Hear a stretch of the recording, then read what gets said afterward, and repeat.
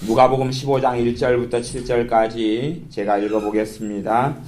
모든 세리와 죄인들이 말씀을 들으러 가까이 나오니 바리새인과 서기관들이 원망하여 가로되 이 사람이 죄인을 영접하고 음식을 같이 먹는다 하더라. 예수님께서 저희에게 이 비유로 이르시되 너희 중에 어느 사람이 양 100마리가 있는데 그 중에 하나를 잃으면 99마리를 들에 두고 그 잃은 것을 찾도록 찾아다니지 아니하느냐. 또 찾은즉 즐거워 어깨에 메고 집에 와서 그 벗과 이웃을 불러 모으고 말하되 나와 함께 즐기자. 나의 잃은 양을 찾았노라 하리라. 내가 너희에게 이르노니 이와 같이 죄인 하나가 회개하면 하늘에서는 회개할 것 없는 의인 99을 인하여 기뻐하는 것보다 더하리라. 아멘.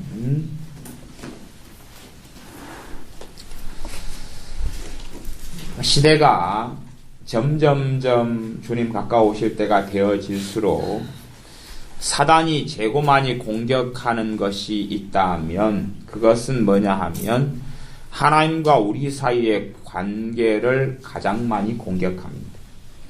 하나님과 우리 사이의 관계를 가장 많이 공격합니다. 하나님과 우리 사이의 관계를 공격해서 물론 하나님은 사단에 공격당하시지 않으시죠. 우리가 공격을 당합니다.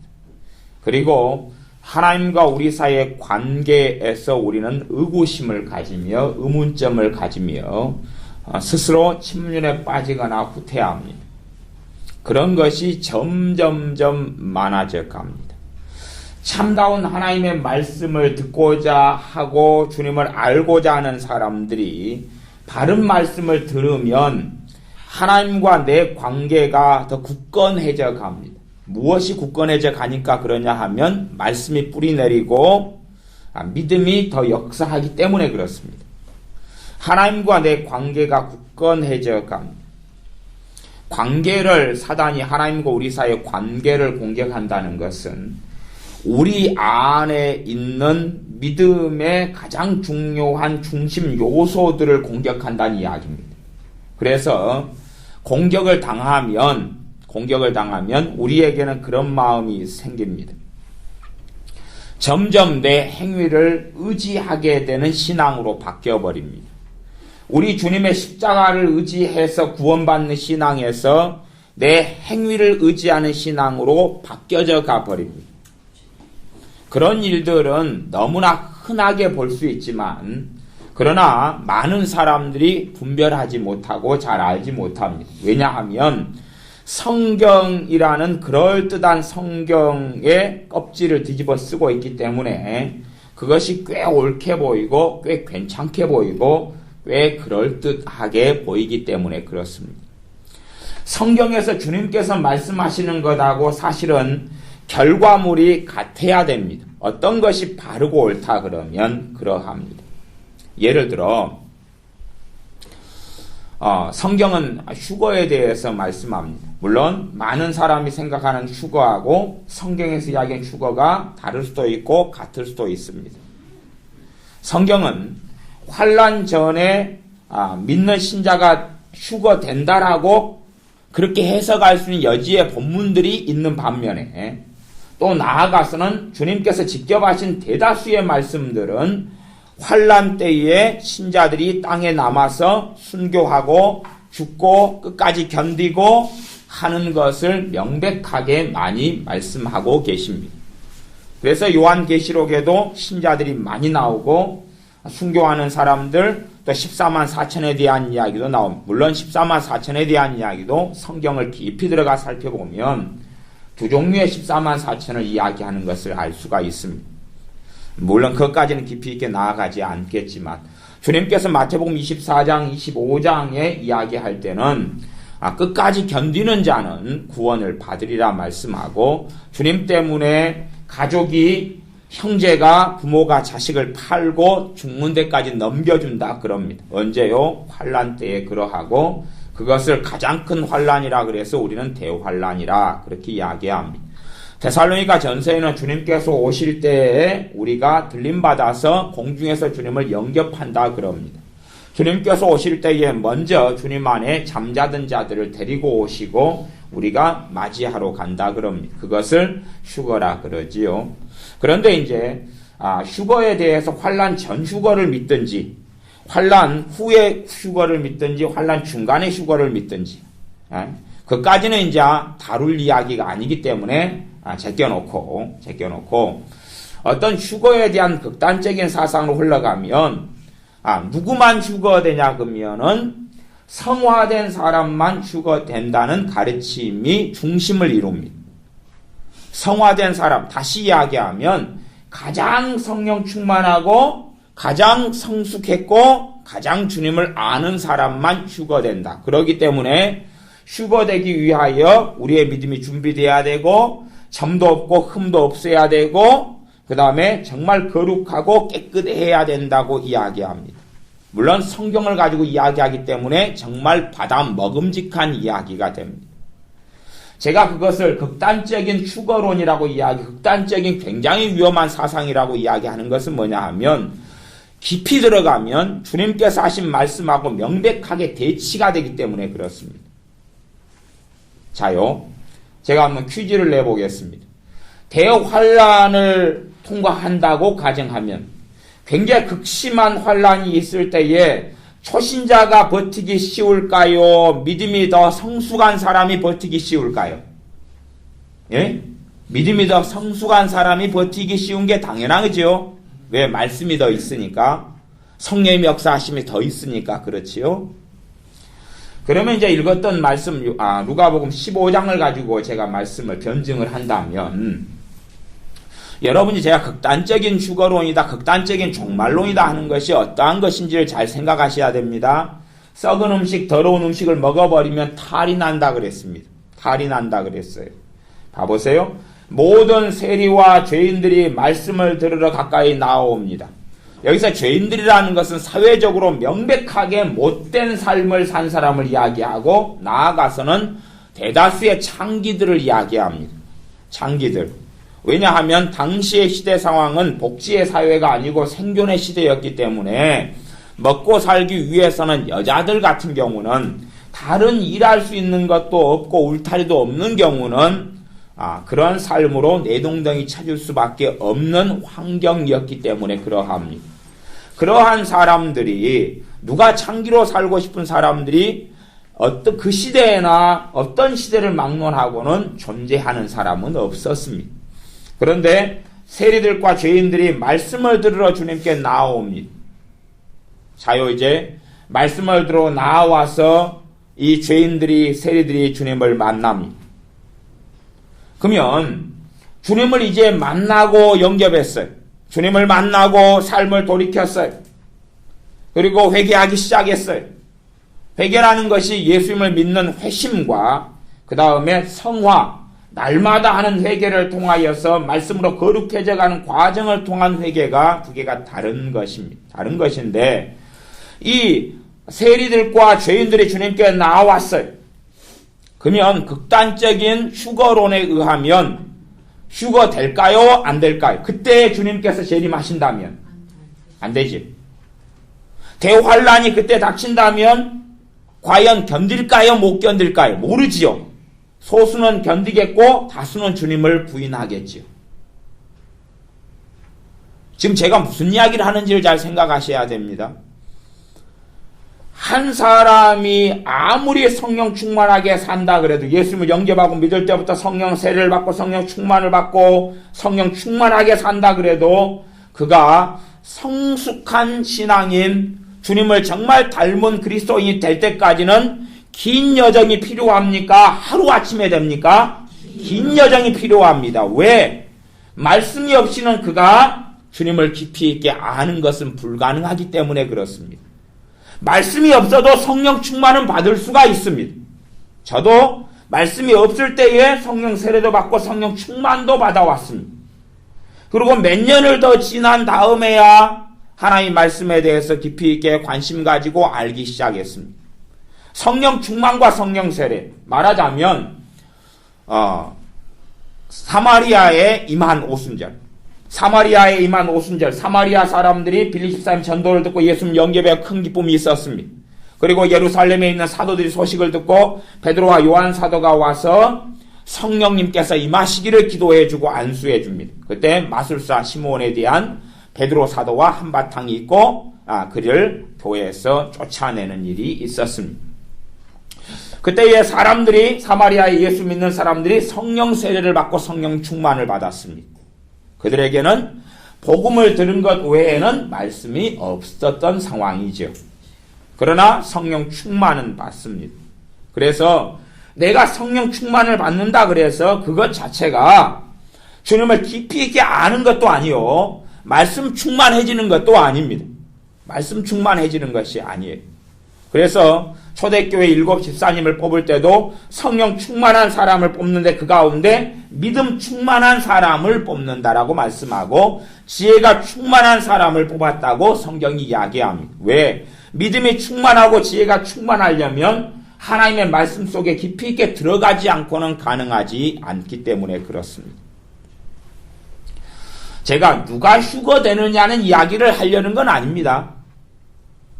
저는 그런 것에는 관심이 없습니다. 저는 그런 질문 자체가 별로 성경적으로 옳다 하는 생각을 하지 않습니다. 질문 자체가 문제가 있다라고 이야기합니다. 질문 자체가 잘못되면 대답이 잘못되겠지.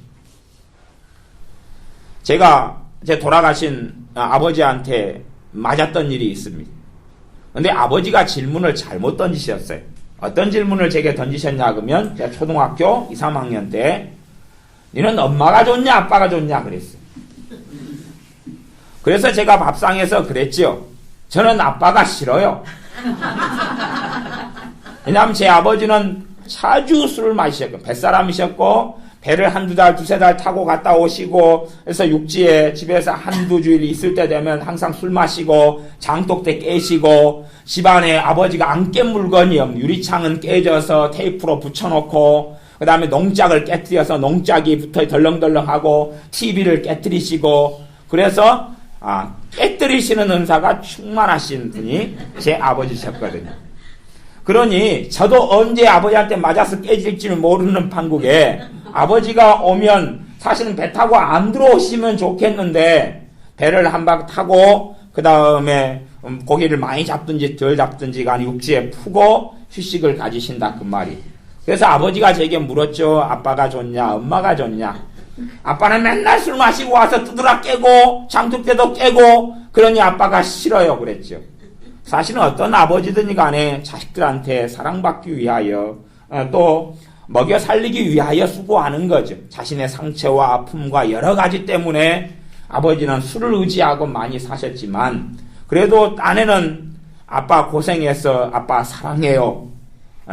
아빠도 좋고 엄마도 좋아요. 뭐 그런 것이 좀 맞을 터인데 아빠도 좋고 엄마도 좋지. 아빠도 사랑하고 엄마도 사랑하지. 그 중에서 누구를 더 사랑하냐 그렇게 물었으면 상처가 덜 되셨을 텐데 아빠가 좋냐 엄마가 좋냐 그래서 아빠는 싫어요 엄마가 좋아요 그랬더니 밥상에서 두드러 맞았죠. 질문을 잘못 던지신 거예요. 질문을 잘못 던지신 거예요. 잘 던지시려면 너가 대답을 잘하면 용돈을 주마. 아빠가 좋냐 엄마가 좋냐 그러면 저야 당시에도 돈에 일찍 눈이 떠가지고 구슬치기를 하면서 동네 구슬을 다 긁어 모아서 돈 주고 팔고 또다시 용돈으로 쓰고 저희 집엔 용돈이라는 게 없었거든요. 제 평생에 뭐 용돈을 받아보고 산 일이 초등학교, 중학교, 고등학교 이럴 때 없었으니까 그러니까 저는 딱지치기 해서 그걸로 팔아서 용돈을 삼고 막 그렇게 해서 살아왔기 때문에 돈에 굉장히 밝았기 때문에 아버지께서 야 대답을 잘하면 용돈 500원을 주마 그랬으면은 저는 당연하게 아버지가 좋다고 말씀을 드렸죠. 근데 아버지께서 현찰로 계산하려고 안 하시고 그냥 그렇게 말씀하셔서 제 양심껏 대답을 드렸는데 제 양심과 아버지 양심이 틀렸던 모양이죠. 그래서 닦아 패시더라고요. 그래서 그때 아버지한테 맞았지요. 지금 같으면은 안 그렇게 대답했을 터인데 그랬다 그 말입니다. 질문이 잘못되면 대답이 잘못되게 됩니다. 누가 휴거될 것이냐 하는 질문 자체는 성경에서 일고의 가치가 없는 질문이 됩니다. 일고의 가치가 없는 질문이 됩니다. 오히려 성경 그렇게 말씀합니다. 주님이 오실 때에 우리가 주님 앞에서 점과 흠이 없는 사람으로 발견되기를 원한다고 이야기합니다. 그러지 누가 주님 오실 때에 휴거되느냐, 그런 사상으로 흘러가면 결국은 어떤 결론에 이를 수밖에 없냐 그러면 성화구원론에 이를 수밖에 없어요. 성화구원론. 성화구원론이라는 것은 내가 퍼펙트한 삶을 살고 모든 죄가 회개되고 아니면 모든 죄는 아니라도 우등생 정도 80-90% 죄는 다 회개되고 깨끗하게 돼야지 주님 만나고, 그렇지 않으면 이제 대환란에서 다 그냥 비참한 삶을 사는 거예요. 그것 때문에 불안하고 초조하고 거룩하게 되려 그러고 깨끗하게 되려 그러고 기도를 더 많이 하려 그러고 죄란 죄는 다 찾아내서 샅샅이 찾아내서 회개하려고 그런 삶을 살게 됩니다. 뭔가 그럴듯한 삶인데 사실은 굉장한 문제를 야기하고 맙니다. 그렇게 따지자면 아마 그때니까 괜찮았지. 누가복음 15장에 세리들과 죄인들이 그때니까 괜찮았지. 왜? 그때는 시간이 넉넉했잖아요. 나름대로 넉넉했거든요. 넉넉했어요. 최소한은 AD 70년에 이스라엘이 멸망했고 예루살렘 멸망했기 때문에 이때가 한 20몇 년 된다고 치면 뭐 연도표가 다 다릅니다만은 공생애 때가 주님께서 BC 4년부터 AD 27년 정도까지 보는데 타임이 조금씩 다릅니다. 근데 어쨌든 간에 한 20몇 년이라고 가정한다면 그때 이후로 그래도 최소한은 40년이 넘는 시간이 있다 그 말이. 예루살렘 멸망 때까지. 그때 살런지 죽을런지까지는 모르겠고 그때도 주님께서 말씀하신 대로 예루살렘 성이 에워싸이는 걸 보거든 산으로 도망하라 그랬으니까 그때 도망간 사람들은 살았어요.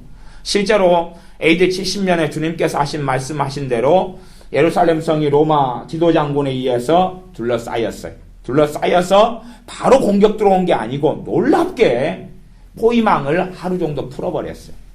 풀어버리고 하늘에는 징조가 나타났어요.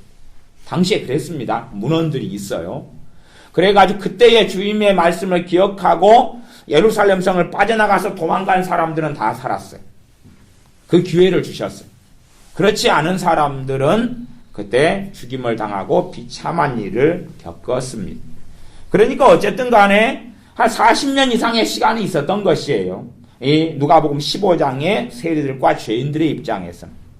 그러나 이제 지금의 입장에서는 올해 내년, 물론 올해 내년에 주님이 오시는 건 아닙니다. 그런데 사람들에게 극단적인 휴거 사상을 이야기할 때 되면 올해 내년 내후년 급박 그렇게 합니다. 물론 우리는 주님께서 오늘 오시는 주님을 사모하고 내일 오시는 주님을 사모하고 살아야 되는 것은 정답입니다.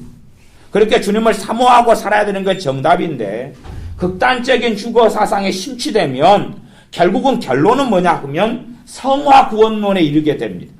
성화구원론이라는 것은 정말 자기가 깨끗하고 거룩하고 성결하고 해가지고 극소수의 사람들만 주님을 만나는 거죠. 그렇게 따지면 올해 주님을 영접한 사람들은 갈 데가 있습니까? 없습니까? 없습니다. 그렇게 신앙의 여정이 여러분도 경험하시다시피 교회가 만만하지 않고 신앙생활도 만만하지 않아서 신앙생활을 하다 보면 반드시 조직의 쓴맛을 많이 보셔야 됩니다. 조직의 쓴맛을 굉장히 많이 보셔야 되는 거지. 내가 그냥 올해 예수 영접하고 그 다음에 성령 충만, 그 다음에 믿음 충만, 말씀 충만, 죄도 다 끊어져. 그런 일은 없다는 사실입니다. 그 믿음의 여정을 오랜 인고의 여정, 환란의 여정, 소망의 여정, 연단의 여정을 거쳐간다. 그런 이야기입니다. 그러면 내가 죄인이고 세리고 창기로서 주님을 오래 만난 사람은 주님께서 곧 오신다 그러면 소망이 있습니까? 없습니까? 극단적 휴거론에 비춰보면 소망이 있어요? 없어요? 없어요. 단지 누구만 극단적 휴거론에 관심을 기울이냐 그러면 좀 짬밥이 되시는 분들 말고는 해당 사항이 없거든요. 올해 주님이 오신다 그러면 짬밥이 되시는 게 뭔지 모르면 군대에서 먹는 밥을 짬밥이라 그럽니다. 군대에서 먹는 그 똥국, 진짜 똥을 넣는 건 아닙니다만 색깔이나 누리끼리하고 그냥 무 좀 썰어 넣고 좀 그럽니다. 그래서 그 국만 매일 나오면 이거 오늘도 똥국이네 그럽니다. 간혹 똥국에다가 오징어를 썰어가지고 좀 넣어주는데 그것도 대단히 맛이 없습니다.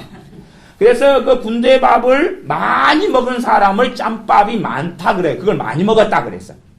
그리고 군대 밥을 먹고 남긴 것을 통 속에 버리는데 그걸 짬통이라 그럽니다. 그래서 신앙생활에 연수가 좀 되고 그런 사람을 신앙의 짬밥이 많다. 그런 사람들에게만 극단적 휴거론이 왔을 때에 극단적 휴거론은 결국은 그것이에요. 누구든지 휴거를 강조하는 사람의 핵심 메시지를 보면 극소수만 휴거된다는 것이에요. 저는 별로 그런 데는 관심이 없다 그랬어요. 극소수가 휴거되든지 다수가 휴거되든지 그런 데는 별로 관심이 없어요. 그런데 결과로는 극소수가 휴거되는 것이에요. 극소수는 결국은 짬밥 되는 사람만 해당이 있어요.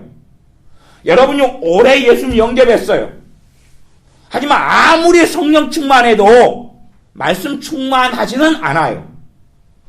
아무리 건강해도 어린아이다 그 말이에요. 자, 그러면 극단적 휴거론에 비춰보면 태어났어요. 정말 건강해요. 5개월 됐어요. 정말 건강해요. 5개월 됐어요. 똥 어디에 싸죠? 화장실에요? 엉덩이에 따가요. 엉덩이에 따가요. 그러면 극단적 휴거론에 비춰보면 5개월 된 아이를 주님이 신부로 삼을까요? 못 삼을까요?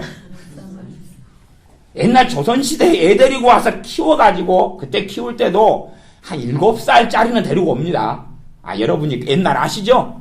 7살짜리 10살짜리 데려다가 어릴 때부터 일시켜가지고 그 며느리로 삼고 자기 아들 마누라로 삼아요. 그런 경우들이 있었어요. 그러나 5개월짜리는 안 데려왔습니다. 여러분이 문헌이나 자료를 찾아보세요. 5개월짜리를 며느리로 데려와가지고 키웠다네. 양녀로는 데리고 오죠.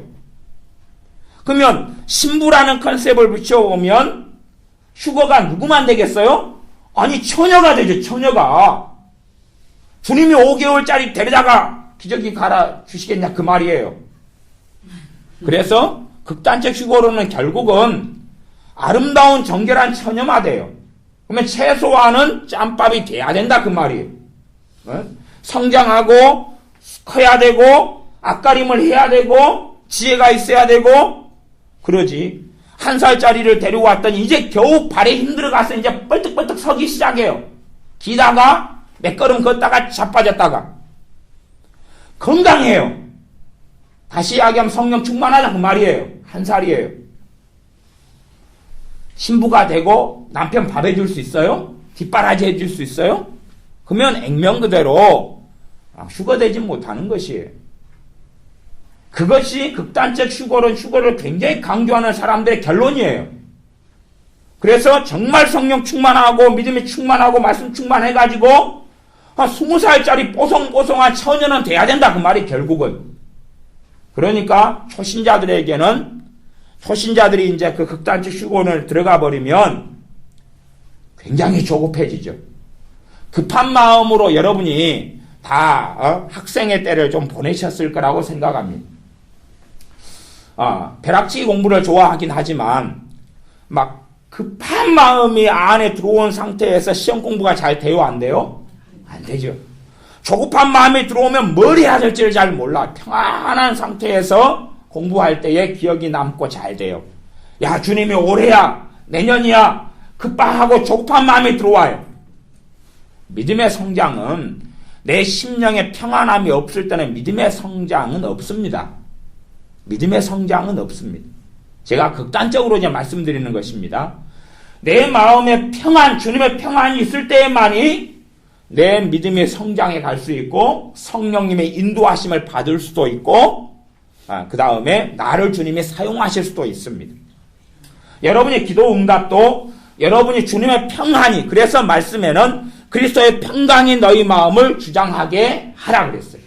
주님의 평강이 내 마음을 주장할 때에 문제거리 환난을 가지고 기도할 때에 하나님 역사하십니다. 그러나 내 마음에 근심이 들어와 버린 상태에서는 믿음이 역사하지 않아요. 주님의 평강이 내 안에 있을 때만이 똑같아요. 내 자식 문제를 발견하고 자식의 문제를 봤어요. 자식을 본 다음에 자식에 대한 답답함과 불안을 받아들이는 상태에서는 여러분이 자식을 위해 하는 기도는 열매 맺지 못하고 응답받지 못합니다. 자식을 바라볼 때에 평강이 역사해야 돼. 자식이 이상한데 정상이라고 보는 게 아니라 주님과 내 사이에서 오는 평강 말이에요. 자식하고 나 사이에 오는 평강 말고, 아니 문제덩이를 보는데 평강하면 정상이 아니죠. 주님과 나 사이의 평강, 그리고 자식의 문제를 가지고 나아가야 돼요. 아무리 성령님의 은사가 많다 그래도 은사를 통하여 성령 역사하실 때가 되어져도 내가 평안한 상태가 아니면 성령 은사는 역사하지 않아 버립니다. 성령 은사는 역사하지 않아 버려요. 내가 마음이 조급하고 초조하고 그런 상태에서는 성령 은사가 발동하지 않아요. 말하자면 은사를 통하여 주님이 날 사용하지 않으셔요. 조급하고 초조하고 그 말은 그 상태가 주인이 내가 된 상태. 사람의 인정을 받기 위함, 사람을 두려워함, 사람의 시선에 얽매임 등등이 돼서 주님의 시선이 주님에서 나로 바뀌어져 버렸기 때문에 성령의 은사가 정상적으로 작동하거나 작용하지 않습니다. 내가 평강한 상태, 평안한 상태가 돼야지 성령의 은사가 제대로 작동합니다. 그래서 우리가 극단적 휴고론에 들어가서 결국 그 결론은 뭐예요? 성화구원이 돼버려요. 아니 주님이 휴거된다고 그런 환난 전 휴거설이라고 가정하고 그렇게 해석될 수 있는 본문도 좀 있다 그랬어요. 물론 그렇게 해석되지 않을 본문은 유감스럽게 더 많습니다. 더 많아요. 제가 뭐 어떤 것이 옳고 틀리다, 물론 제 견해는 있지만 어떤 견해는 극단적으로 옳고 어떤 것은 틀리다, 어떤 견해는 이단이고 사입이고 어떤 견해는 옳다, 그런 이야기를 하는 것은 아닙니다. 그에 대한 포용성은 충분히 있기 때문에. 근데 그걸 떠나서 위험성, 극단적 휴거론으로 흘러가면 결국은 극소수의 사람만 구원받아요. 극소수의 사람만 구원받아요. 그리고 극소수의 사람 누가 구원받을 것이냐 하는 것을 이제 성경을 이용해서 짜집기를 합니다. 이걸 이용해서 이런 짜집기, 이런 조건을 만들어내고 저런 조건을 만들어내요. 자, 그러면 제가 정확한 질문을 하나 하겠습니다. 주님이 오시고 휴거되는 사람, 들림받은 사람은 주님은 누구를 찾으러 오실까요? 주님이 재림하실 때 과연 누구를 부를까요? 제가 간단한 답을 이제 드리겠습니다. 첫째는 주님의 자녀를 찾으러 온다. 하나님의 자녀를 데리러 오신다. 두 번째는 마귀의 자식을 데리러 오신다. 제가 아주 간단한 질문입니다. 주님이 오실 때에 누구를 찾으러 오지요? 자요, 신부라는 컨셉은 성경에서 굉장히 적게 나온 컨셉이에요. 신부라는 단어, 그리스도의 신부라는 단어는 몇 단어가 없어요. 대부분은 제자, 대부분은 자녀예요. 여기 하나님의 또 백성이라는 것도 있지만, 또 간혹 가다가는 왕 같은 제사장도 있고 그런단 말이에요. 대부분은 하나님의 자녀에 대한 컨셉이 중심이에요. 아들이라는 단어죠. 아들. 로마서로 이야기하면, 갈라디아서로 이야기하면. 그러면 주님께서는 누구를 위해서 오시느냐? 누구를 부르러 오시느냐예요. 신부라는 컨셉을 제껴놓고 여러분이 상식적으로 여러분이 돈을 벌 때 누구를 위해 벌죠? 물론 첫째는 주님을 위해 버시지만 이제 가정살림 속에서 가족을 키우고 먹기 위해서 남편이 또 내가 돈을 번다 그러면 기본적으로 내 자녀를 위해 벌지 않겠어요? 어떤 자녀든지 내 자녀를 위해서. 주님께서 오시면 주님의 자녀를 구원하러 오시는 것이. 주님의 자녀를 구원하러 오시는 것이. 그건 지극히 상식적인 것입니다. 이제 예수님 오늘 믿었어요. 주님이 극단적 휴거론에 의하면 그 사람 구원해요, 안 해요? 구원 안 하고 대활 안에 내동댕이 쳐버려요. 어제 예수님 믿었어요. 당연히 하루 만에는 어떻게 될 수가 없어요. 유감스럽게 노인분들은 아무도 꼭 못 받습니다. 노인분들 믿음이라는 거 10년을 말씀을 가르쳐도 10년 전하고 똑같아. 한결같으셔요. 한결같이 그 기초적인 촛불 같은 살랑살랑살랑한 것을 꺼졌다가 불 붙여놓으면 또 꺼졌다가 살랑살랑살랑 하시다가 돌아가시고 활활 타오르는 장작불이 안 되셔요. 원체 생각의 근심과 염려와 안의 원망과 상처와 아픔과 그것이 범벅이 돼 있어가지고 모아놓은 재산이 너무 많으시기 때문에 뱃속에 모아놓은 재산이 너무 많으세요. 돈이라면 좋은데 한, 서글픔, 절망, 미움, 증오심. 여기 문정역에서 좀 오다 보면은 할머니들 둘이가 앉아서 장사를 하셔요. 제가 3주 전에 할머니 둘이가 나란히 항상 제가 올 때마다 나란히 앉아 장사를 하시는데 3주 전에 두 분이서 70이 넘으신 것 같은데 얼마나 무섭게 두 분이 싸우시던지 그냥 뜨겁게 싸우시더라고요. 그 안에 도끼가 그렇게 나타나서 길 지나가는 사람 장정이 5명이 넘게 할머니 둘을 뜯어 말리는데도 달라붙고 무섭게 싸우시더라고요. 그 안에 숨어있는 도끼가 나란히 앉아서 할머니 둘이만 농산물을 갖다 놓고 파셔요. 조금 걸어오시면 있어요. 근데 그래서 어제 올 때 할머니 두 분이 또 화해하시고 앉아 계시나 때 한 분만 앉아 계시더라고요. 그분이 아마 승자이신 것 같아요. 패자는 역사의 뒤안길로 사라지셨는지 모르겠는데 항상 두 분이 나란히 앉아서 장사하셨거든요. 근데 오늘은 제가 안 가봐서 모르겠어요. 근데 얼마나 그 악이 막 뛰쳐나오면서 얼마나 서로 그 70이 넘은 할머니들 쥐뜯고 싸우시는지 무서울 정도. 젊은 사람이 싸우는 것보다 더 무서운 거예요. 갖고 떼어놓으면은 또 다시 달라붙고 떼어놓으면 달라붙으면서 니년 집에 가자 그리고 막 달라붙고 와 무서워. 왜 안에 가지고 있는 한이 절망이 누구에게 받은 증오와 미움이 막 솟구쳐 올라온 기회를 타고 화산의 분화구가 터지는 것처럼 터져 올라온 거거든요. 그런 사람들이 예수님을 버릇이 영접하고 믿어요. 신앙이 10년이 지나도 거기서 유지만 돼도 사실은 성공했다 그렇게 보일 수밖에 없는 그런 것이 노인분들이에요. 그래서 시골에서나 섬에서 목회하시는 목회자들이 제가 아는 목사님들이 많으셔요. 근데 참 힘들어 하셔요. 왜냐하면 두 가지 때문에 그런데 첫째는 교인 수가 날마다 줄어드셔요. 왜냐하면 올해도 장례식 4건, 5건.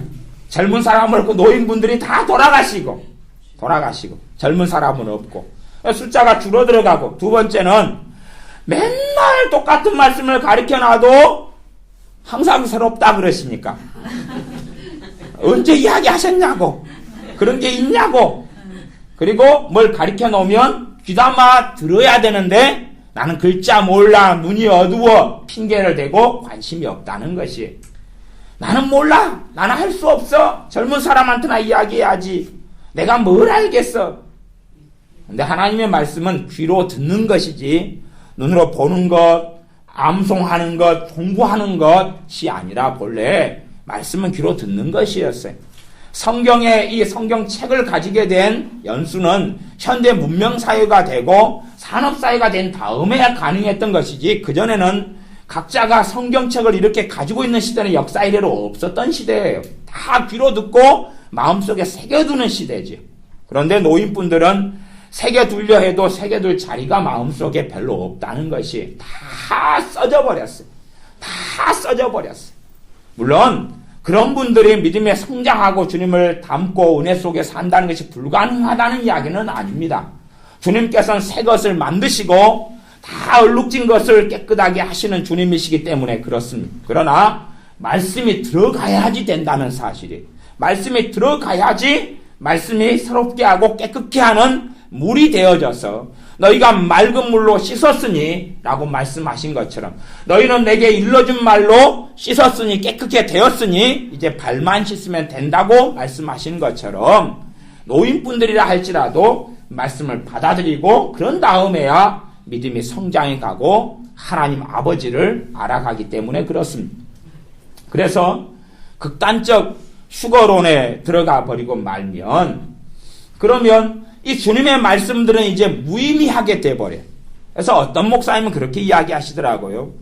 이제 마지막 때이기 때문에 종말에 관심을 계속 가지고 종말에 대한 말씀만 많이 봐야지 그 사람만 휴거된다고.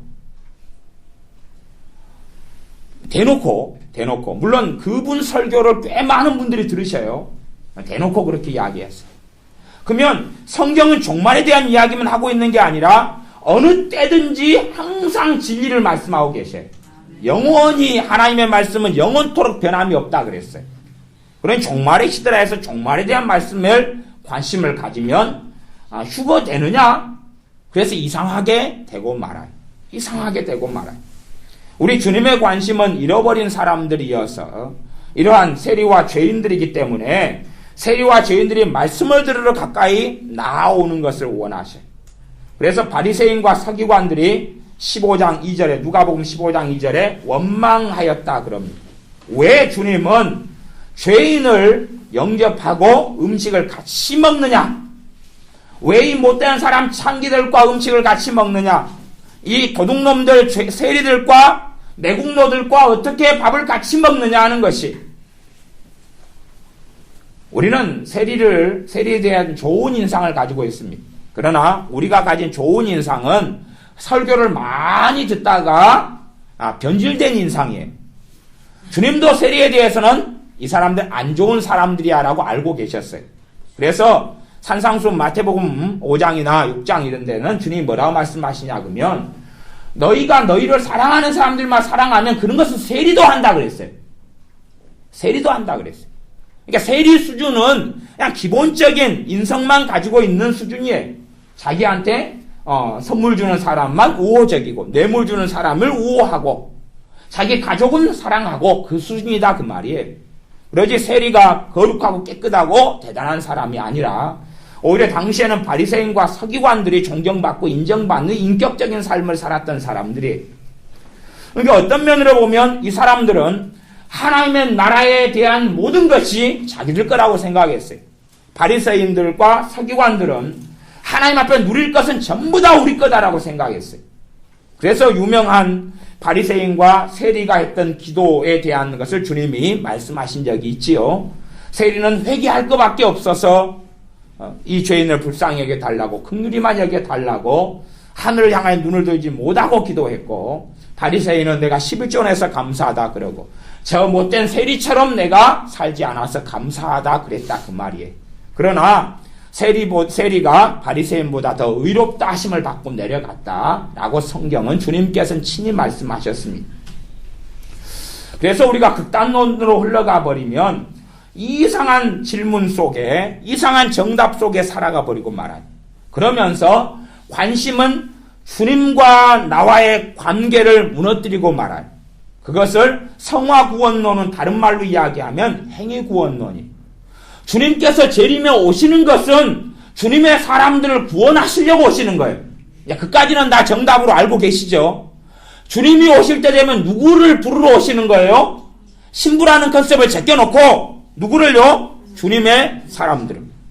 주님께서 위하여 피를 흘려 죽으신 그 사람들, 주님의 피 흘리심을 나를 위한 대속으로 받아들인 그 사람들을 위하여 오신다 그 말이에요.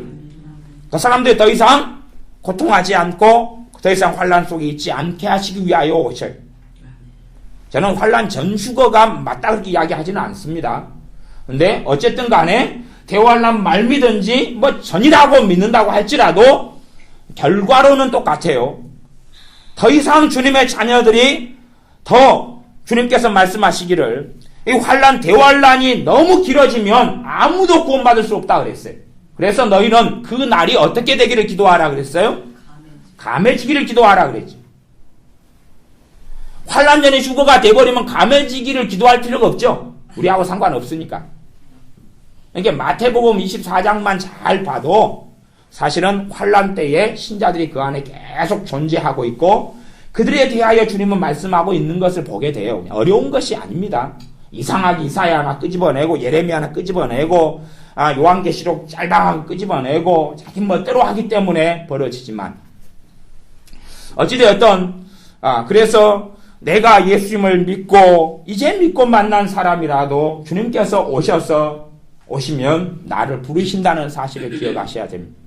그냥 내가 얼마나 세속적인 그리스도이냐, 그것은 일단은 다룰 이야기가 아니니까. 그런 걸 섞어버리니까 복잡하게 되어져요.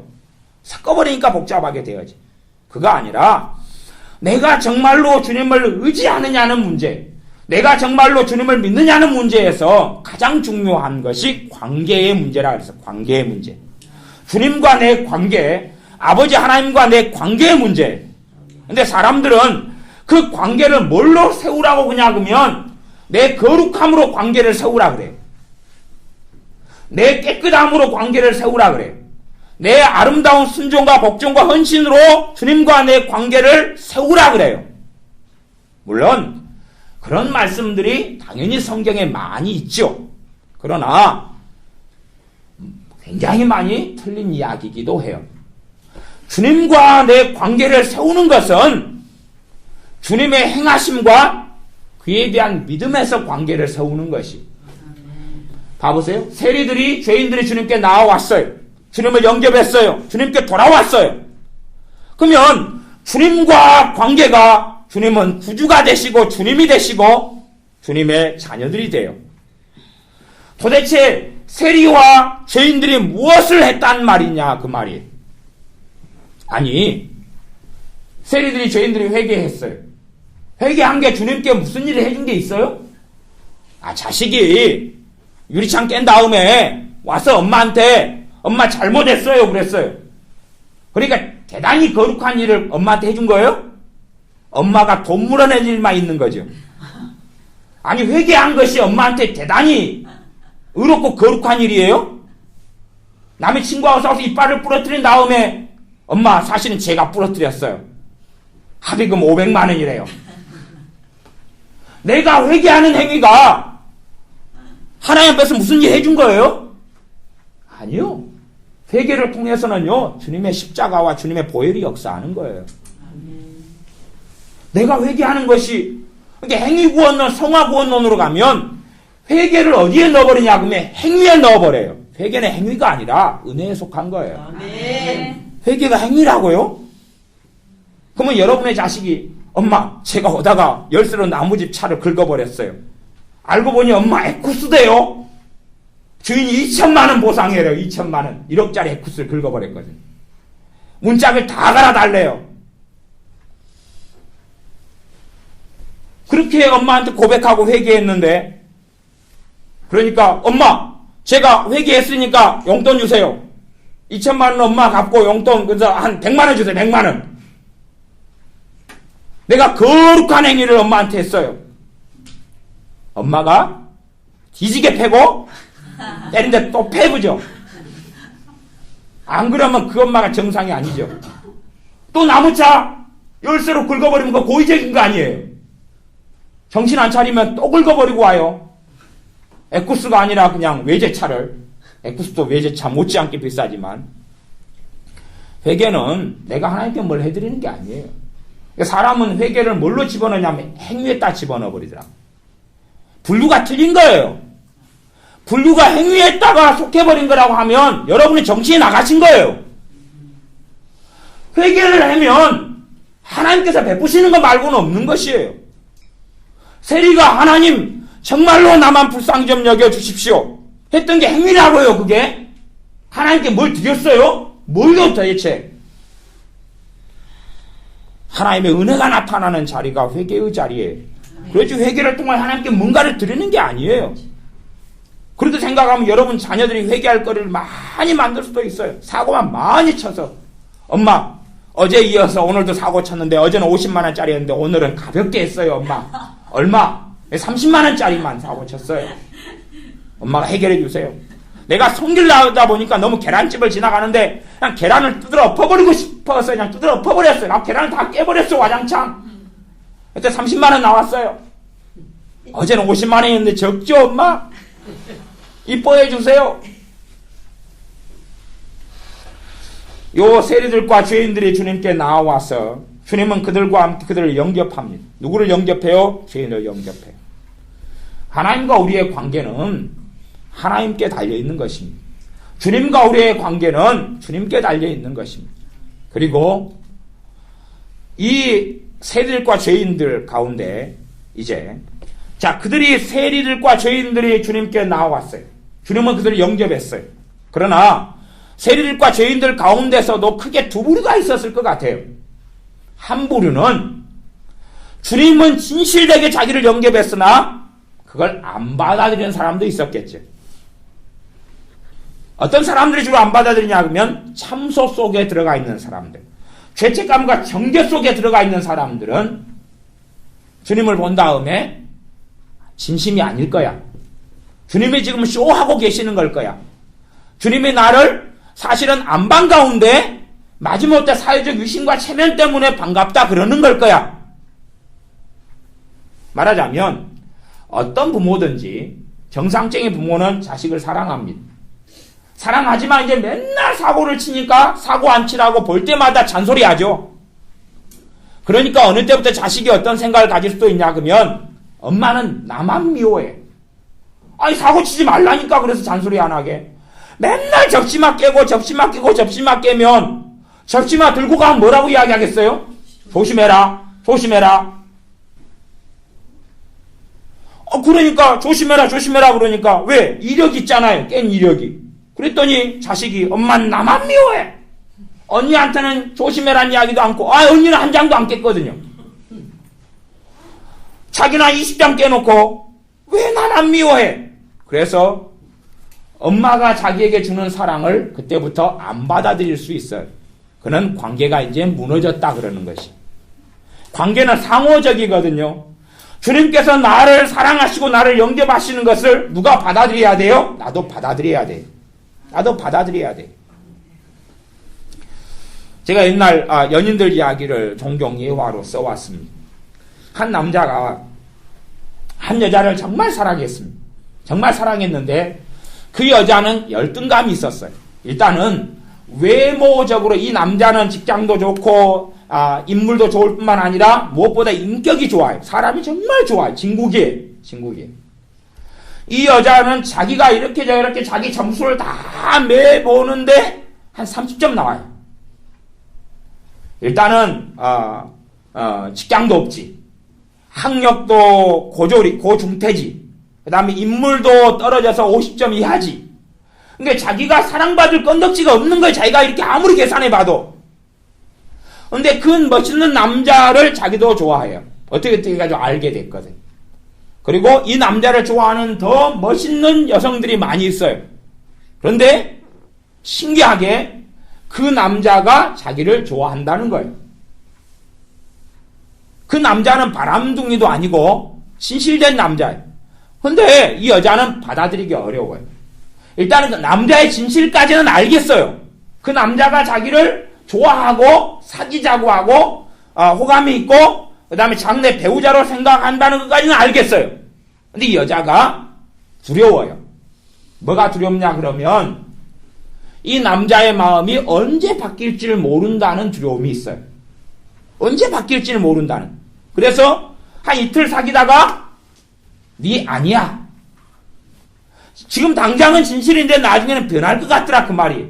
그래서 이 여자는 그 남자의 좋아하는 마음, 사랑하는 마음을 안 받아들였어요. 그리고 시간이 흐르고 5년의 시간이 흘렀어요. 근데 참 이 남자가 대단한 게 일편단심으로 바라봐주고 기다려줬죠. 그래서 이 여자가 이 남자의 진심을 받아들이고 결혼했어요. 결과가 백설공주처럼 행복하게 살았더라 그러면 좋을 텐데 어찌 5년 기다려주니까 결혼했죠. 그러나 이 여자의 마음에는 항상 뭐가 있어요? 불안이 있어요. 결혼까지 했어요. 혼인서약까지 하고 신혼여행도 갔다 왔어요. 근데 항상 불안해요. 왜? 이 남자가 늦게 들어오면 편안하고 빨리 들어오면 불안하대요. 빨리 들어오면 이 남자 입에서 그 이야기가 나올 것 같대요. 이제 네 싫어졌어. 아니, 결혼한 다음에도 너 싫어졌어. 이 남자와 여자는 혼인신고까지 하고 결혼이 돼서 부부가 돼서 함께 살지만 관계가 정상이에요? 비정상이에요? 비정상이에요. 지금 남자 측에서는 문제가 있어요? 없어요? 없죠? 여자 측에서 문제가 있어요. 그러니까 남편이 늦게 들어오면 편안하고요. 그 다음에 남편이 전화만 하면 불안하대요. 왜냐하면 남편이 전화 안 하면 편안한데 전화만 오면 전화 받기 전에 그런 마음이 든대요. 이제 네 아니야. 나 좋아하는 여자가 생겼어. 그만 살고 싶어. 난 사실은 농담이었어. 그런 것이 들려오니까 전화가 하루 종일 안 왔으면 편하네요. 그래서 불안하고 노심초사하는 세월들을 보내더라 그 말이. 물론 그런 이야기를 제가 들은 지가 10년이 넘었기 때문에 10몇 년, 20년이 가까이 된 세월이기 때문에 지금은 어떻게 사실런지는 모르겠어요. 연락을 안 해봤어요. 제가 나무 여자한테 관심 있는 사람이 아니잖아요. 연락을 안 해봐서 모르겠어요. 근데 지금 아마 제가 알기로는 사람의 생태상 그 여자분이 그것 때문에 못 견뎌서 이혼하자 그랬을 수도 있어요. 애를 많이 낳지 않았다면, 한 5을 낳았다면 어떻게 못하겠지. 자기가 못 먹여 살리니까. 한 2~3명만 낳아놔도 뭐 도망가기 어렵겠죠. 애들 때문에. 근데 그렇지 않았다면 자기가 불안해요. 항상 이 남자하고 살고 생활하는데 평안하지가 않아요. 항상 불안해요. 항상 불안해. 남자가 얼굴만 찡그려도 누구 때문에 찡그리는 것 같아요? 나 때문에. 사단이 공격하는 것은 하나님과 우리의 관계를 공격합니다. 그래서 성화구원론이나 아니면 아까 휴거의 극단론은 결국은 행위구원이나 성화구원을 가져와요. 그러면 우리가 정직하게 이야기하면 극단적인 휴거론을 받아들이면 우리는 준비됐어요? 안 됐어요? 준비가 안 됐죠. 문제는 준비가 안 된 거예요. 준비가 안 됐다 그러면 주님이 오실 때 되면 나 불러요? 안 불러요? 안 불러요. 어떻게 할 거예요? 그러면 주님이 나를 안 부른다는 이야기는 다시 이야기하면 나 너 몰라. 그래요? 나 너 몰라. 그 상태다 그러는 거예요. 그 상태에서 몰라 기도하세요. 주님이 나 모르는데 뭐 응답 안 해줄 거 아니에요. 나 너 몰라 상태인데 나 너 알아. 혹시나 하고요. 이제 혹시나 하고. 그래서 제가 사단이 뭘 공격한다 그랬어요? 관계를 공격한다 그랬어요. 관계를. 나 너 마음에 안 들어. 마음에 안 드는데 기도의 응답 어떻게 받아요? 나 널 위해 죽지 않았어. 근데 어떻게 내 죄가 용서받지? 뭘로 회개 기도해요? 너 거룩하지 않아. 거룩하지 않지요. 관계가 공격당하면 죽도박도 아닙니다. 죽도박도 아니에요. 사단은 그래서 관계를 공격해요. 관계를 공격해요. 하나님의 마음이야. 주님의 마음이야. 공격당할 일이 없죠. 그분은 하나님이시기 때문에. 근데 우리가 공격당해요. 그리고 불확실성 속에 들어가 버려요. 불확실성 속에 들어가 버려요. 나 준비되지 않았어. 아니 극단적 휴거론에 비춰보면 준비됐다고 하는 사람들도 뻥이에요. 그 사람들 더 뻥순이에요. 그래서 우리 동네 오동도 앞에 가면 뻥튀기 장사하는 사람들이 많이 있어요. 뻥튀기 장사하고 그 다음 솜사탕 장사하고, 솜사탕도 설탕으로 뻥튀기 하는 사람들이고, 뻥튀기는 진짜 뻥튀기 하는 사람들이고. 근데 나 준비됐어. 뻥이거든요. 그거 뭐가 준비됐어요? 극단적 휴거론에 붙여 나 준비됐어. 그만 나 점도 홈도 없어. 그거거든요. 근데 사실은 뭐냐 그러면 상대성 이론이에요. 나 준비됐어. 그런 사람들은 바리새인의 입장에서 저 세리죠. 아니야. 나 저거보다는 나 그래도 낫지. 저 사람 내가 낫지. 저 사람 이상해. 낫지. 저 사람은 돈 밝히네. 나 안 그렇지. 저 사람은 술 한잔하네. 나 안 마시지. 그렇게 해서 상대적으로 준비됐다고 착각할 뿐이에요. 다른 사람을 비난하고 한국교회를 비난하고 공격하고 정죄하면서 됐다고 이단하고 비슷한 흐름을 가집니다. 이단들의 특성은 끊임없이 한국교회를 정죄하고 공격해요. 물론 이단이 아닌 경우도 그렇지만 굉장히 위험한 길에 있는 거지. 물론 한국교회의 잘못된 것을 이야기하는 것 자체가 틀렸다는 이야기는 아니에요. 문제는 그것을 이야기하면서 누구는 안 그런 척 하는 거예요? 나는 안 그런 척. 나는 거룩한 척. 나는 주님만을 사랑하는 척 그런다 그 말이에요. 그러나 실제로는 동일한 문제를 가지고 있을 뿐만 아니라 한국 교회하고 우리 교회하고 한국 교회하고 나하고 지체예요? 남남이에요? 지체죠. 다시 이야기하면 긍휼 가운데 이야기하지 않는다면 누워서 침 뱉기예요. 왜? 주님께서는 교회를 지체라고 이야기하셨거든요. 그러니까 내 팔을 갖다가 침을 뱉어버리는 거예요. 가래침을. 이게 똥칠해버리는 거죠. 내 팔이 더러운 걸 발견하고는 가능하면 씻어야 되죠. 내 팔이니까. 그런데 잘라버리겠다는 거예요. 그것은 교회가 무엇인지를 모르는 것이지. 자기는 지체가 아닌 것처럼 말하자면 그렇게 하는 거예요. 저기는 가짜야. 나는 진짜야. 저긴 가짜야. 나는 진짜야. 서로 가짜라 할지라도 그들이 바른 말씀 앞에, 바른 복음 앞에 돌아오기를 원하는 열망과 소원과 기도가 있어야 하죠.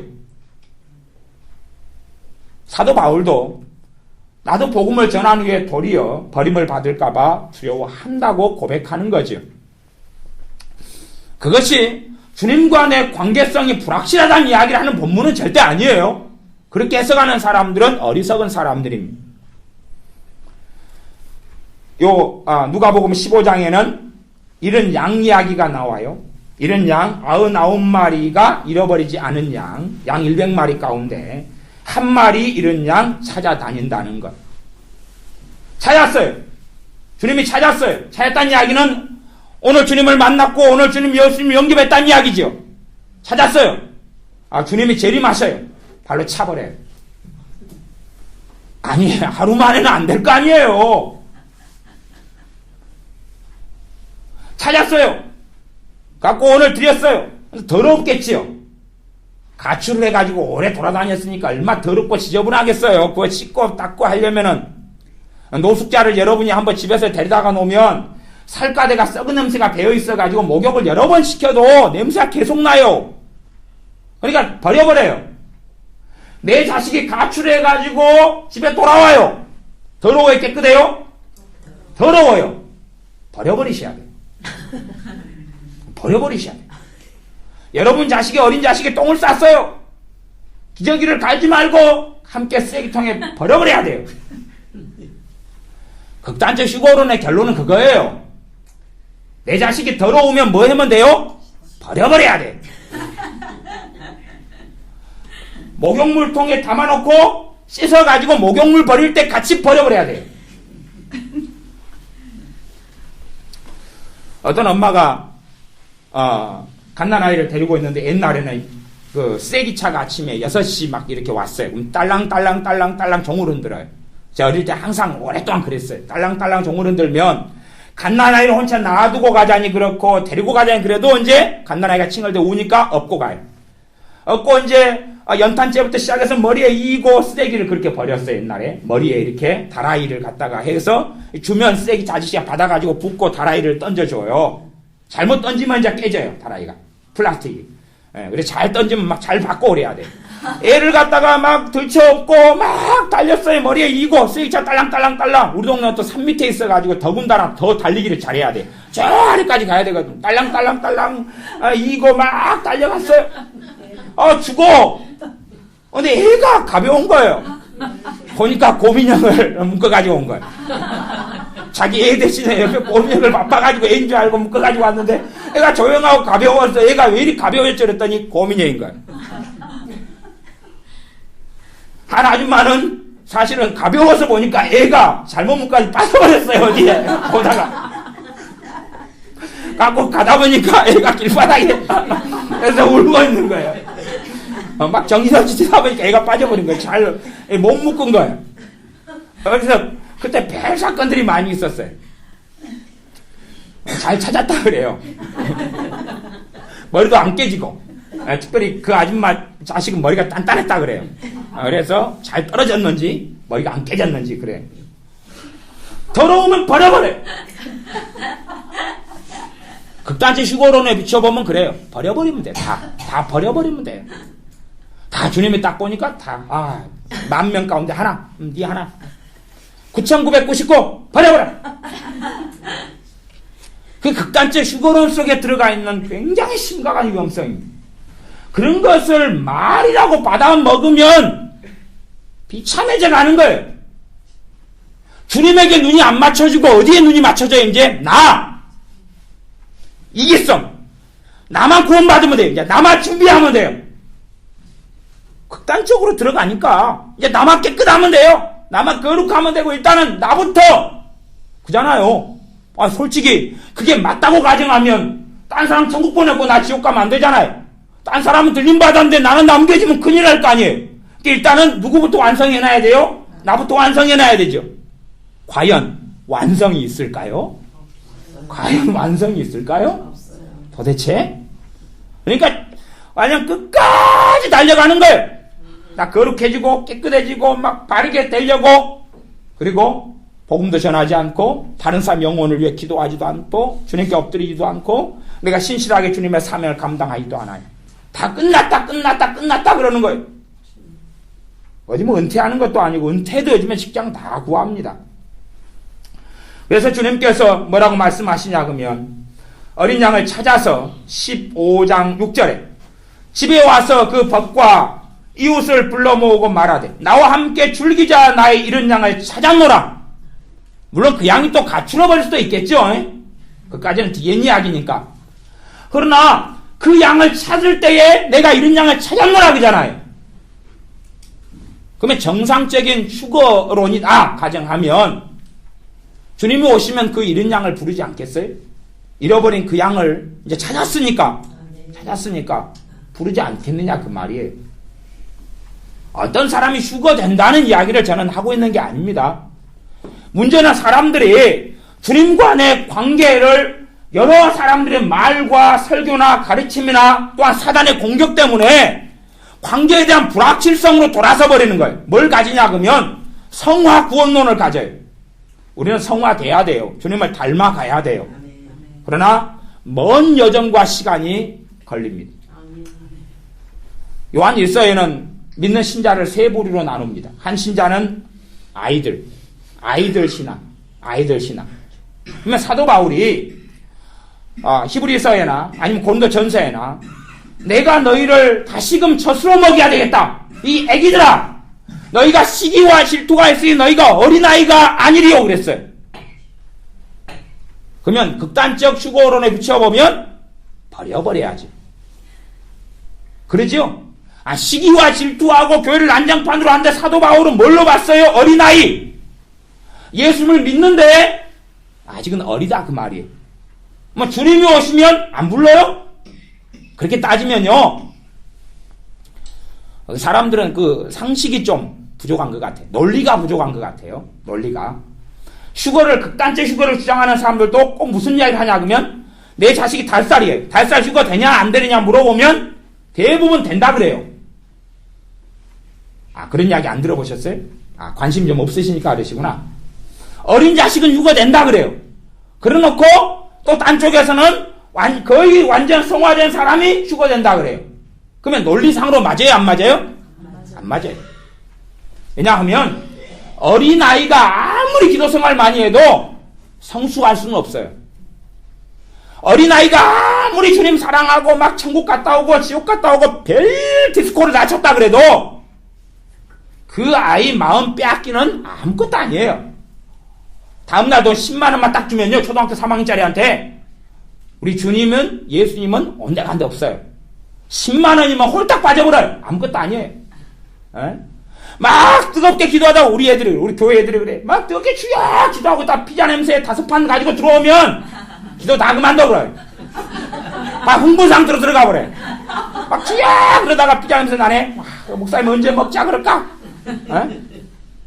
애들 신앙이 1시간씩 우리 교회 아이들 기도하거든요. 아무것도 아니에요. 아무것도 아니에요. 올해 좋다가 내년은 막 엉망이었다가 또 그냥 몇 달 지나면 다시 뜨거워졌다가 아무것도 아니에요. 어린아이 신앙은, 어린아이들은, 육체적인 어린아이는 아무리 해도 어린아이예요.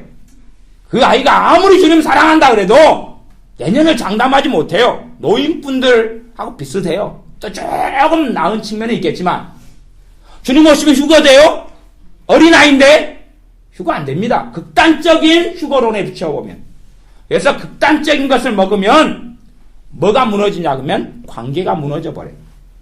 주님과 내 관계에 대한 뭐가 사라져버려? 확실성이 사라져버려요. 그 상태에서 뭘로 기도하셔요? 기도할 필요 없죠. 나를 거룩하게 만든 다음에, 그러면 주님이 늦게 오시기만 기다려야 되죠. 한 50년 불철주야 노력해가지고 그때부터 거룩해진 것 같으면 그때부터 기도 생활하세요. 응답받을 테니까. 그러면 여러분의 자식이 초등학교 1학년이에요. 엄마, 학용품 사가야 되는 돈 주세요. 그러면 이 다 큰 다음에 줄게. 아, 그래야 되잖아요. 쪼시락한 애들을 초등학교 1학년짜리 학용품 달라고 그러면 아직 안 컸는데 뭘 놔줘요. 성화가 돼야 주지요. 니 나중에 월급 한 달에 200만 원씩 벌어오면 그때 학용품 값 줄게. 그렇게 해야 되잖아요. 몰라 돌봐줘요? 아니, 돌봐줄 필요가 없잖아요. 자식 낳아놓고 얘가 200만 원, 300만 원 월급 받아올 때까지는 절대 밥도 주지 말고 분유도 주지 말고 젖도 주지 말아야 돼. 아, 그렇게 하셔야 되지 않아요. 마음에 안 들잖아요. 아니, 그렇게 생각 안 하세요? 맨날 똥만 싸대는데 1년 이상을 싸댈 거 아니에요. 기회를 딱 3번만 줘. 3번이다. 3번까지 똥 싸는 건 봐주는데 4번째부터는 버려버릴 거야. 아, 그렇게 해야 되잖아요. 극단적 휴거론을 비춰보면 그래야 된단 말이에요. 아니, 휴거란 이야기는 봐보세요. 극단적 휴거론은 주님이 기뻐하는 사람들만 콜링하잖아요. 그쵸? 공중으로 주님이 기뻐하는 사람들만 부르잖아요. 뭐 그것은 진리니까. 맨날 똥 퍼질러 싸고 있는 사람은 안 기뻐하잖아요. 버려버려야지요. 기도의 응답도 안 해주고. 아, 그래야 될 거 아니에요. 지금 뭔가를 믿고 어떤 걸 받아들이고 어떻게 이상하게 됐는가를 좀 상적으로 생각을 해보셔야 된단 말이에요. 기본적으로 지혜롭게 생각하라 그랬으니까 생각을 한번 해보셔요. 도대체 내가 믿고 있는 게 뭔지. 바른 복음은 주님과 내 관계를 더 튼튼하게 해줘요. 더 주님을 의지하게 해야 되니까. 내가 연약할수록 주님의 능력은 더 강하게 역사해야 되니까. 내가 더 더럽고 지저분할수록 주님의 말씀은 더 놀랍게 역사해서 나를 깨끗하게 해야 되고, 내가 추레할수록 내가 연약하고 헐벗었을수록 주님이 나를 입혀주셔야 되기 때문에 그래요.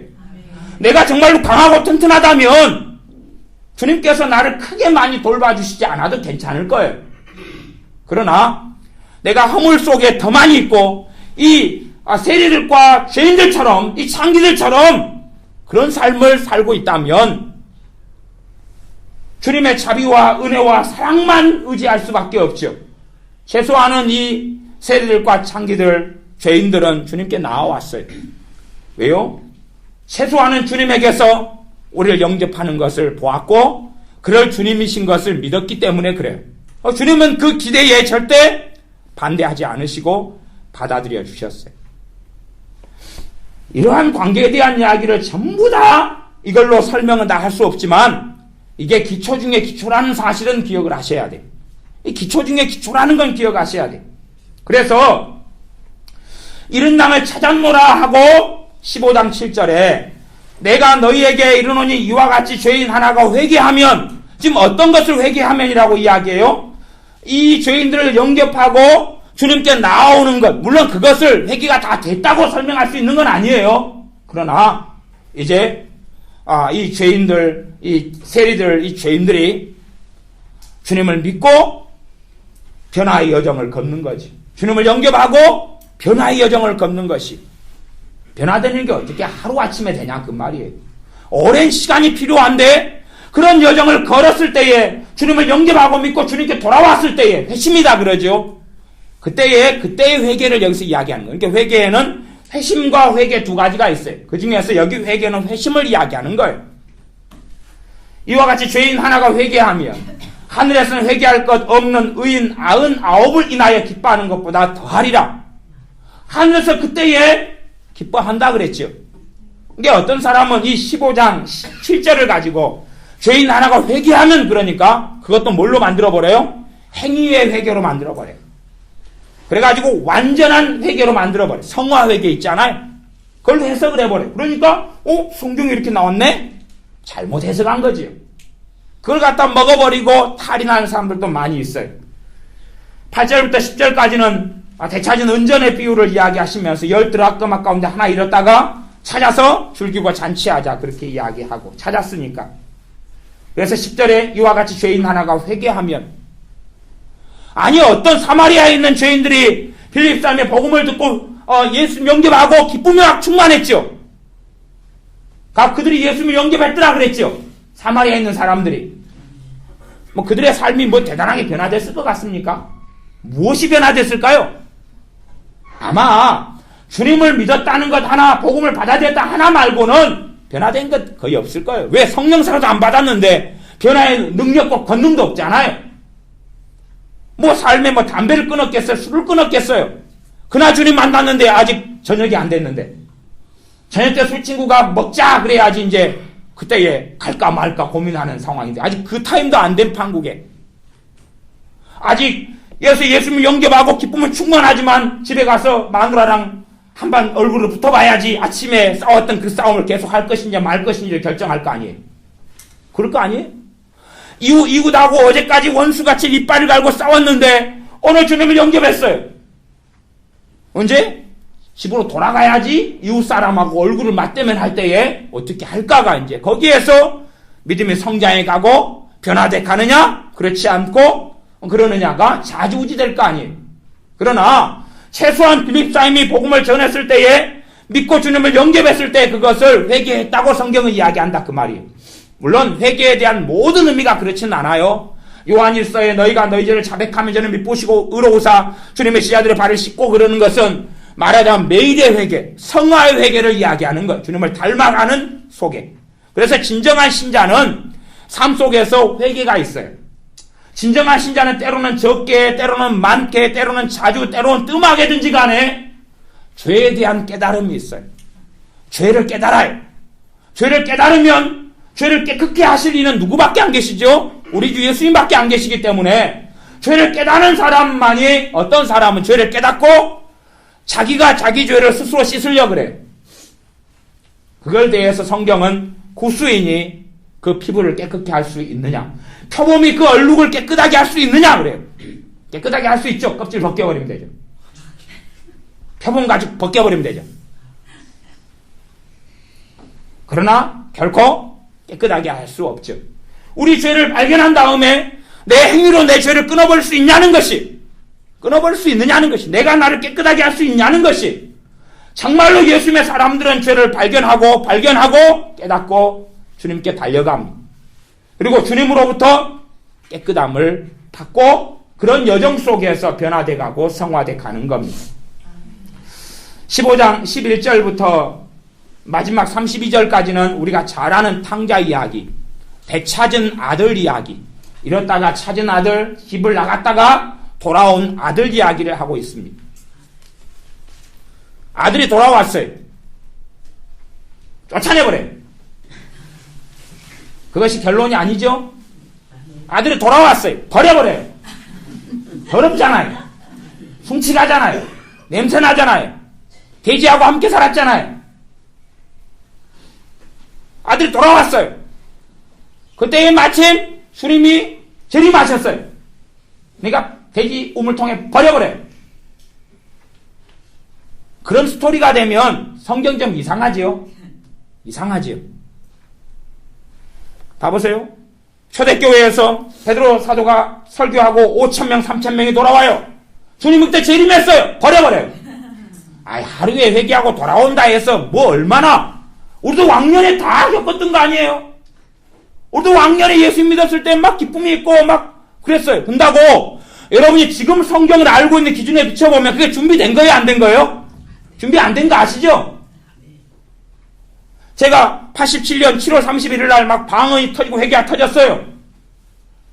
갖고 새벽까지 막 기도를 뜨겁게 하니까 교회에서 주무시던 집사님이 저한테 그러시더라고요. 잠 좀 자자 그러더라고요. 잠을 못 자겠다고. 시끄럽게 너무 기도하니까. 기도하는 멤버들만 모였는데도.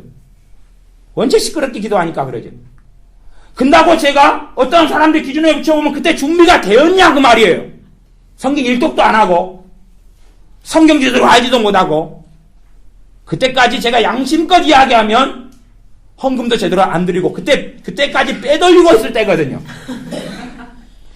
어머니가 1,000원을 주면 일단은 크게 몇 가지 일을 하냐 그러면 여러 가지 방편을 취해. 제가 굉장히 영리하거든요. 1,000원을 주시면 반을 나눠요. 하나님 반, 나 반. 그래서 500원만 내요.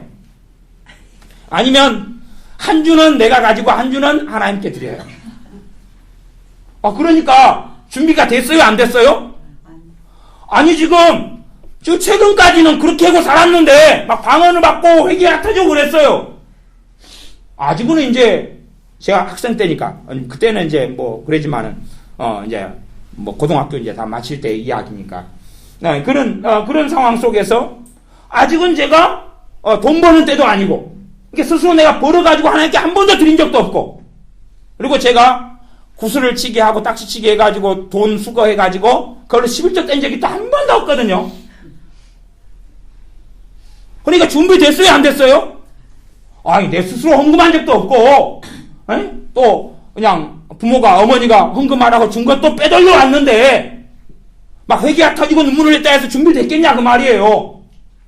주님이 재림하시면 버려버려요. 그런 사상 속에 들어가면 주님과 내 사이에 뭐가 없어요? 평안이 없어요. 그래서 하나님의 평강이 너희 마음을 주장하게 하라. 그것은 그 평강은 나 때문에 누릴 수 있느냐 없느냐 그 말이. 나 때문에 내가 주님과 내 관계에서 뭘로 그 관계가 확립되느냐 하는 거예요. 주님의 흘리신 그 피로 관계가 확립되느냐 아니면 내가 거룩하니까 관계가 있고 거룩하니까 주님이 내가 너 알아. 거룩하지 않으니까 나는 몰라. 주님과 관계가 튼튼해야지 은혜가 오고 성령님이 역사하시고 그래야지 내가 변화돼 갈 거 아니에요. 성장해 갈 거고. 어린 자식은 엄마가 맨날 매달려서 챙겨주잖아요. 그래야지 자식이 사고 안 나지. 그래서 제가 어젯밤 이야기했잖아요. 자식이 갑자기 몸무게가 불어가지고 그래가지고 이상해가지고 얘가 밥도 안 먹고 그래서 병원에 데려갔더니 바둑돌이 검은 바둑돌이 뱃속에가 수십 개가 나왔다 했잖아요. 엑스레이 찍어보니까 나와버리는 거예요. 깜빡 그냥 엄마가 그냥 안 봐버렸더니 얘가 하얀 바둑돌 검정죽에서 검정이 취향해가지고 검정만 다 지워 먹어버린 거예요. 그러니까 항상 손이 가야 되는 상황이죠. 정말로 주님의 은혜가 더 필요한 사람이 누구겠어요? 어린아이 신자죠. 그런데 극단적인 휴거론에 비춰보면 은혜 안 줘요. 맨날 똥마퍼지를 싸는데 맨날 시기하고 질투하는데 곤도교회처럼 은혜 안 줘요. 그것은 그래서 그 관계를 공격한다는 거예요. 주님과 내 관계를 무너뜨리기 시작하는 거예요. 우리 마음을 무너뜨리고 믿음을 무너뜨려서 그래서 우리가 믿음이라고 생각하는 것이 사실은 이상하게 가는 거예요. 내가 더 준비되고 내가 더 거룩하게 되고 어떻게 돼야지 이제 그때부터 연약할수록 기도가 더 많이 응답돼야 돼요. 어린아이에게 부모에게 어린아이가 요청하는 게 많아요. 큰 아이가 요청하는 게 많아요. 어린아이가 많아요. 그거 장성해버렸으면 오히려 부모에게 돈 벌어서 용돈을 드리죠. 어린아이는 맨날 칭얼대요. 좀 초등학생만 해도 하루에 3번만 밥 달라 그러죠.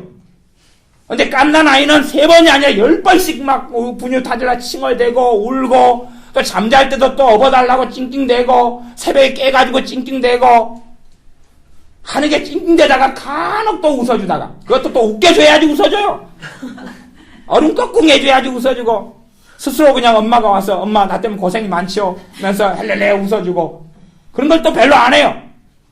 찡찡대려면 하루 찡찡대. 또 어떨 때는 하루 종일 사이렌만 울어요. 종일토록 막 울어요. 그냥 회개의 눈물이 얼마나 솟구쳤는지. 한 살 전 애가 하루 종일 울어요. 어떨 때는 여러분 자식 강파 갈 때는 어린 자식이 1박 2일 동안 울 때 못 보셨어요? 1박 2일 동안 울어줄게요. 그래서 버려버려요. 과감하게 확 버려버리면 돼요. 그래서 우리가 연약하고 부족할수록 주님께서 나를 위해서 나를 사랑하시고 나를 자녀 삼으시고 심지어는 이 탕자처럼 떠났는데 돌아올 때 주님이 어떻게 하셔요? 받아주시는 걸 아셔야 돼요.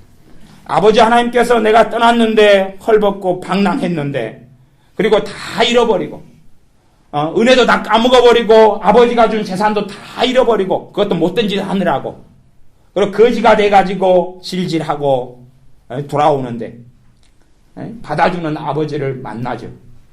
그 아버지 하나님을 이야기하신 분 우리 주 예수님이셔요. 그리고 아버지 하나님과 우리 사이의 화평을 이루시려고 주님께서 피를 흘리시고 십자가를 지시고 골고다 언덕길을 걸어가시는 것이에요.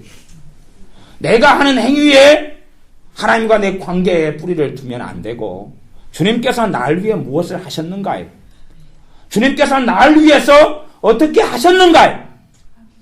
주님 또한 어떻게 말씀하셨는가요? 주님의 마음과 사랑이 어떠느냐입니다.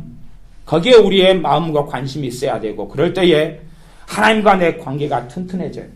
아무리 부모가 자식을 사랑해도 자식을 안 받아들이면 자식은 겉돌아요. 여러분의 자녀 가운데 한 2명, 3명 둔 자녀 가운데 겉도는 자식 있지요? 여러분이 똑같이 관심 가지고 사랑해도 분명히 겉도는 자식 있잖아요. 사랑 안 받아들이고 눈치만 시실 보고. 그놈이 그놈이에요. 우리란 말이에요. 우리. 그놈이 우리예요. 우리. 분명히 사랑하지만 안 받아들이니까 자기 마음은 공허하고 언제 가출하려고 그러고 집 나가려고 그러고 언제 집 떠나려고 그러고 항상 그것만 꿈꾸고 살아요. 안 사랑한다고. 아니 문제는 그것에 있는 게 아니란 말이에요. 잘못된 데서 출발하면 어디에 도착할지를 모릅니다. 절벽에서 떨어질 수도 있습니다. 출발을 잘 하셔야 돼요. 하나님과 우리 사이에 사단으로부터 공격받는 것을 그것을 막아야 돼요. 그리고 하나님과 우리의 관계는 우리 주님의 피로 맺어진 새 언약 속에서 하나님과 우리가 부모와 자식이 된 거예요. 우리 주님께서 날 위해 십자가에 죄인이고 억만가지 죄를 진 우리를 위해 십자가에 돌아가신 것이 갈수록 거룩해짐 성화를 이야기하는 말씀들이 많은데 물론 저도 그렇게 말씀을 많이 전해요. 그러나 그 초점이 성화를 이야기하고 거룩함을 이야기해서 주님과 가까워지면 그건 바른 말씀이고 거룩함을 이야기하고 성화를 이야기하고 점과 틈도 없애야 된다고 이야기하고 깨어서 기도해야 된다고 이야기했는데 주님과 내 관계 속에서 주님을 의지하기보다는 자기의 문제를 파헤치고 다니고 참소하고 다니고 주님의 사랑을 더 받아들이지 못하고 더 말씀을 신뢰하지 못하고 내가 예수님의 피로 하나님의 자녀가 되었다는 것을 잘 알지 못하면 예수님의 피로 내가 하나님의 아들이 됐고 딸이 됐다는 걸 알지 못하면 여러분은 언제 아들로 딸로 거듭나시렵니까? 언제? 거듭난 다음에 기도하세요. 그럼 뭘로 거듭날래요? 헌금을 좀 많이 내면 거듭나게 해준다 그랬는가요? 아니면 철야기도를 하면 주님이 거듭나게 해주신다 그랬는가요? 11조를 하면 거듭나게 되는가요? 아니면 100일 작정기도를 하고 1,000번째 헌금을 드리면 거듭나는가요?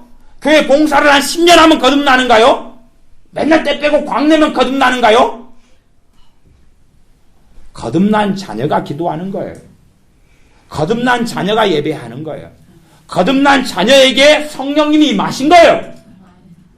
거듭난 자녀에게 성령 하나님이 임하신 거예요. 세상은 성령님의 일을 받지 않아요.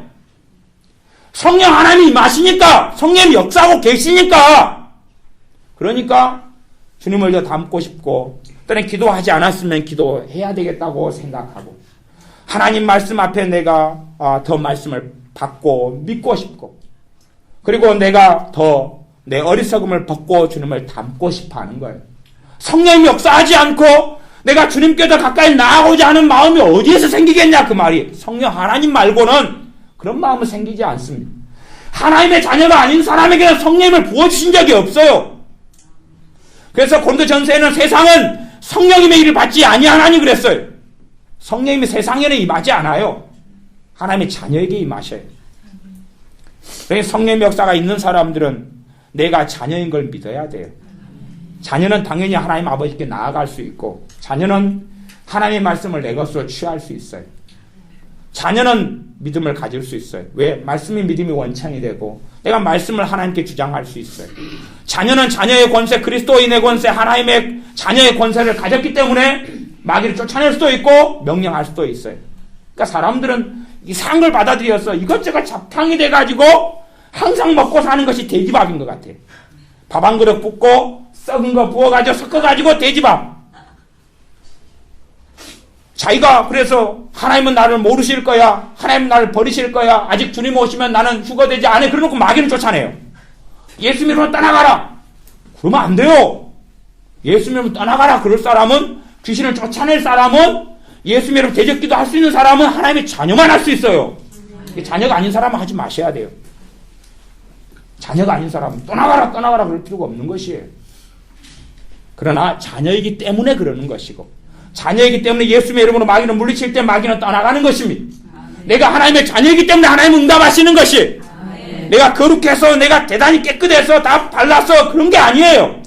그렇게 한다면 여러분이 전부 다 자식 놓고 다 버려버리셔야 돼요. 그래가지고 얘가 돈 벌고 뭐 삼성이니 뭐 LG니 뭐 좋은 직장 취직한 다음에 집 찾아온나, 그리고 목에 목걸이 하나 딱 걸어두고 또 버리면 돼요. 목걸이 하나 딱, 아니면 몸에다 문신을 새겨주세요. 주소, 전화번호 주소를 딱 새겨줘가지고, 그래가지고 나중에 커가지고 돌아온나 그래. 사람 돼가지고 돈 벌어가지고 등에다가 문신을 크게 배에다가 새겨. 배에다가 항상 목욕할 때 볼 수 있도록 5천만 원 벌어서 돌아온나. 그러나 부모는 자녀의 먹을 것을 준비하고, 부모는 자녀를 양육하고 똥을 치워주고 기저귀를 갈고, 그리고 자녀 인생과 삶 속에 복되게 만듭니다. 하나님께서 하시는 일은 우리를 유익되게 하려 함이라고 말씀하셨어요. 하나님 아버지께서 자녀에게 좋은 것으로 주시지 않겠느냐고 말씀했어요. 내가 하나님의 자녀로 거듭나는 것은 나 때문이 아닙니다. 하나님의 사랑 때문이고 주님의 사랑 때문이지, 내가 거룩하고 의로워서 하나님을 찾았기 때문이 아닙니다. 의는 없나니 하나도 없고 한 가지로 다 치우쳐서 악하게 되었고 아무도 하나님을 찾지 않았다고 성경은 말씀하고 있습니다. 우리는 하나님을 찾지 않았습니다. 하나님께서 우리를 불러주시고 찾아주신 것이에요. 그래서 우리 주님 때문에 자녀로 거듭나게 하셨어요. 그러니 내 행위가 바르게 돼야 되지만 내 행위를 의지하고 살면 안 됩니다. 주님의 말씀을 의지하고 주님의 대속을 의지하고 주님의 십자가를 의지하고 하나님의 자녀로 나아갈 때에 내가 더 변화돼 가고 달라져 가고, 그분의 사랑을 공급받을 때에 내가 사랑 속에 뿌리를 내리면서 열매를 맺어갑니다. 내가 주님의 은혜를 의지하여 우리 주님을 의지하여 하나님의 은혜의 보좌 앞에 담대히 나아갈 때에 하나님의 은혜가 계속 부어져서 내 삶과 내 생각이 달라져 가고, 주님께서 말씀하신 대로 주님의 아름다운 신부로 준비되어 가는 것입니다. 기도하겠습니다. 아버지 하나님, 극단적인 휴거 사상이나 어리석고 잘못된 하나님과 우리의 관계를 무너뜨려버리는 어리석은 것들의 귀를 기울이지 않게 하시고, 또한 우리가 원수 마귀로부터 무수히 많은 참소를 당함으로 우리 자신의 허물만 들다보고 있고, 우리 자신의 어리석음만 들다보고 있어 자책하고 죄책감 속에서 절망하고 가슴을 치고 살아오는 어리석음을 고백하며 회개합니다.